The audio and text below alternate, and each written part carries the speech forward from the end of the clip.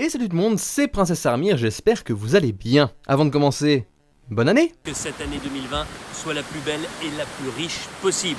Nous sommes au tout début de l'année 2020, et il est temps pour moi de répondre à une question que je vous avais posée l'année dernière. Nous reprenons donc sous cette vidéo les paris pour l'année 2019. Quel aura été le département le plus annihilé par les vigilances orange de Météo France en 2019? Et au contraire, quel est celui qui a disposé du totem d'immunité de Koh-Lanta? Même si on reste en France métropolitaine, il faut pas vous imaginer un Koh-Lanta en Haute-Vienne, ce serait particulièrement chelou. Bref, l'année dernière, je vous avais demandé de faire des pronostics en commentaire. Ces pronostics, je les ai tous lus, je les ai compilés afin de les cartographier. Et ainsi, on peut mieux distinguer les tendances qui s'en dégagent qu'avec un gros bloc de commentaires en vrac. Et je vais vous présenter maintenant votre carte des pronostics pour la destruction totale. Et on peut voir qu'il ressort toujours les traditionnels héros et VAR. Vous avez voté pour ce département en 2018, et en 2019. On ne change pas une équipe qui gagne, mais ce qui est intéressant à relever, c'est que vous n'avez pas voté pour les mêmes départements. En 2018, vous avez voté pour le Finistère, pour l'Isère et pour la Corse, qui ne se retrouvent pas du tout en 2019, et cette année vous avez beaucoup voté pour le littoral aquitain, alors qu'en 2018 pas du tout. Je ne comprends pas, peut-être avez-vous été influencé par ma vidéo de l'année dernière.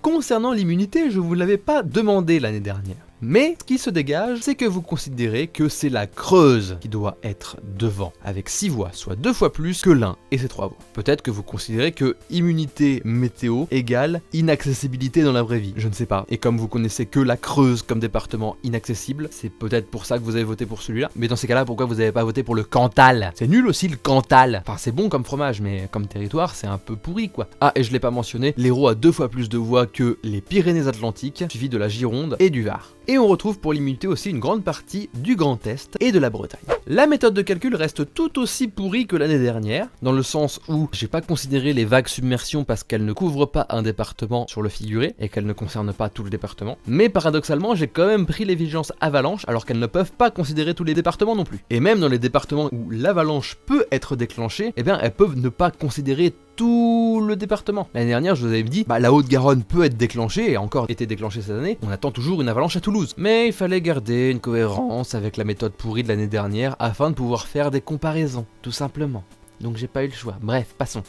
Pour révéler le département le plus immunisé et le département le plus détruit, nous allons partir de la moyenne de déclenchement de l'année 2019 et nous éloigner progressivement en découvrant de plus en plus de départements jusqu'au lauréat. Première information, la moyenne de déclenchement de 2019 est de 8,3 en moyenne par département. En 2018, elle était de 12,4. Ça signifie qu'on a eu une baisse d'un tiers et que, par conséquent, on a eu moins d'événements qui ont été susceptibles de déclencher une alerte orange. En gros. Mais en 2019, on a eu beaucoup moins de déclenchements qu'en 2018, à tel point que cette année, contrairement à l'année dernière, un département a été totalement immunisé. Warrior le gars. Mais lequel? Suspense. Bien, et on va commencer en révélant les départements qui sont autour de la moyenne. Déjà, on exclut l'Hérault des départements les plus touchés. Donc, votre lubie de l'Hérault est forcément le département le plus touché, il y a toujours des inondations éclairs, l'année dernière il y avait plein de neige, et elle tombe à l'eau. Avec 8 déclenchements, l'Hérault est même dans la moyenne, voire même légèrement inférieur. Waouh. Et on exclut même un autre département qui est perçu comme annihilé cette année, la Gironde. Et non, Bordeaux n'a pas été rayé de la carte par une tempête cette année. À titre personnel, je considère que c'est dommage parce que c'est Bordeaux. Bordeaux, c'est pas vraiment une ville qui est très... Et contrairement à l'année dernière, le Vaucluse ne sera pas le département le plus immunisé cette année, qui n'est pas surprenant. Je vous ai certes dit que l'Hérault était pas forcément le plus représenté, mais on va pas dire que les départements du pourtour méditerranéen sont pas les plus immunisés non plus, hein. Il y a un juste milieu quand même.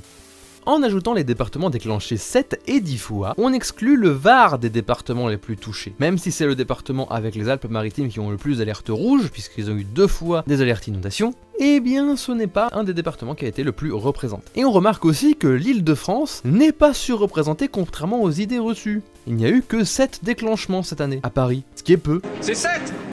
Si l'on poursuit de la même manière, peu de rebondissements. Les Pyrénées-Atlantiques sont toujours en lice pour le titre de département le plus annihilé, et la Creuse, bien que cernée par des départements déjà révélés, est toujours en lice pour l'immunité. Peut-être qu'elle ne sera pas éliminée lors du prochain conseil. Et leur sentence est irrévocable. Ah!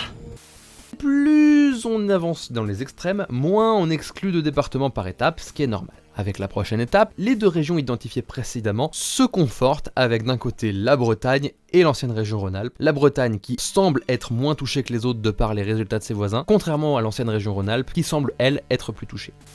En révélant les départements qui ont été touchés 4 et 13 fois, nous excluons le dernier département qui a été particulièrement visé par vos pronostics de destruction massive, les Pyrénées-Atlantiques. La destruction se portera donc sur un département pas ou peu pronostiqué. Désolé. A l'inverse, l'Ain, la Bretagne et la Creuse, maintenant toutes seules à ne pas avoir été révélées au milieu de plein d'autres départements et sont toujours en lice pour l'immunité. Mais qui va gagner cette course ? Prochaine étape, l'étau se resserre et la Creuse abandonne l'immunité. Désolé, ce n'est pas la Creuse. Ne serait-ce que pour les canicules de cet été, la Creuse a été déclenchée. Même s'il faut vous féliciter quand même d'avoir trouvé l'anomalie basse du centre de la France. Une anomalie très basse, parce que 3 c'est vraiment très peu.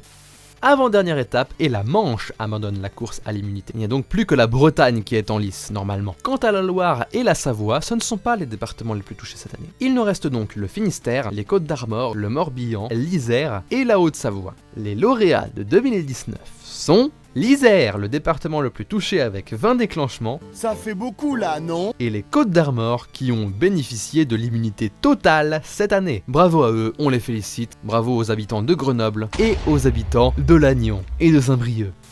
Contrairement à 2018 où l'Isère avait été pronostiqué comme le département le plus annihilé, ce n'est pas le cas de 2019. Manque de flair, dommage. Cette année, vous avez donc perdu le pari du département le plus annihilé. Mais pour le département le plus immunisé, il y a bien une voix qui est allée aux Côtes-d'Armor. Il y a donc un gagnant. Cependant, je ne sais pas si je dois l'attribuer, dans le sens où le commentaire Côtes-d'Armor a été posté en octobre, c'est-à-dire au moment où il restait plus que 2 départements qui n'avaient pas subi de vigilance orange. Donc je pense que je mettrai une deadline pour l'année prochaine. Voilà, vous pouvez pronostiquer jusqu'à la fin du mois de janvier. C'est tout. Mais bref, je tenais quand même à féliciter l'ensemble des gens qui ont eu du flair en pronostiquant les départements bretons, alors que d'après les idées reçues et les légendes urbaines, c'est quand même la région qui subit les foudres, les tempêtes les plus violentes. Mais vous avez fait preuve d'un peu de flair en pronostiquant les départements bretons, puisque les départements bretons, ils sont pas considérés par la canicule. Et les 2 canicules de cet été, Finistère égale vert, Finistère égale département d'exil dans les prochaines années. Voilà, c'est tout. Et après avoir félicité les gagnants, il est temps d'ouvrir la saison des pronostics 2020. Quel sera le département le plus touché en 2020? Quel sera le département le plus immunisé? Je vous laisse faire vos pronostics dans les commentaires, et le gagnant gagnera... J'ai rien à faire gagner. Bref, faites vos pronostics dans les commentaires, vous avez jusqu'à fin du mois de janvier pour pronostiquer. En attendant, abonne-toi, mets un pouce bleu, abonne-toi, mets un pouce bleu, abonne-toi, mets un pouce bleu, partage cette vidéo. Votre princesse vous retrouve la semaine prochaine, et que le pouvoir de la jupe soit avec vous. Bye.